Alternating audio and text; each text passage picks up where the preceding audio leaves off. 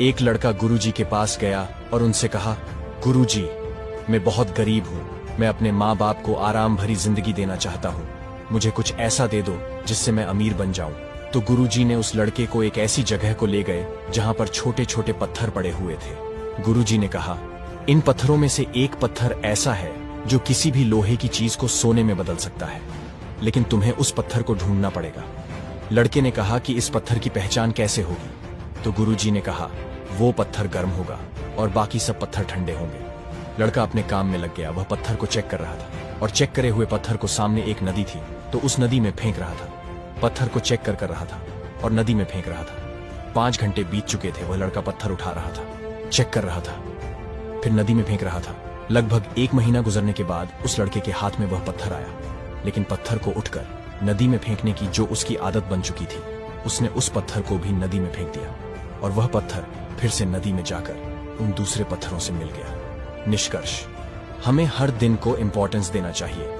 अगर हम अपने हर दिन को हल्के में लेना शुरू कर देते हैं तो किसी दिन ऐसी अपॉर्चुनिटी आती है जिसे हम हाथ से गवा देते हैं और फिर बाद में हमें पछतावा होता है कि ऐसा नहीं करते तो आज मेरे पास बहुत सारा चीज होता है। इसलिए कुछ भी आदत हो उसे सुधार कर रखें, नहीं तो बाद में आप बहुत पछताएंगे।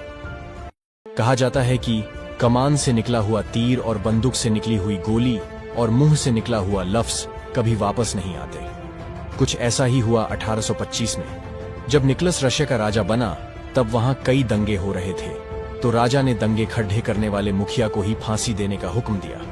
तो राजा के आदमियों ने राजा के हुक्म से उस मुजरिम को पकड़ा और फांसी के तख्ते पर चढ़ा दिया और उसे फांसी मिलने ही वाली थी कि तभी उसके फंदे की रस्सी टूट गई, जिसे वो मुजरिम जमीन पर गिर पड़ा। उस जमाने में किसी मुजरिम की फंदे की रस्सी टूटना ऊपर वाले का चमत्कार माना जाता था और अक्सर मुजरिम को छोड़ ढह दिया जाता था।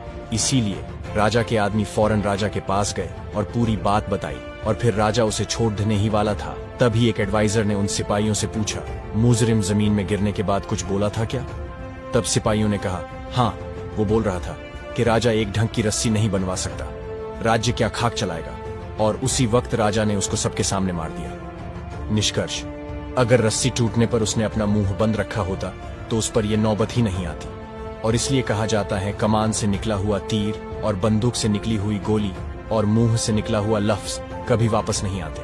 इसलिए कम बोले।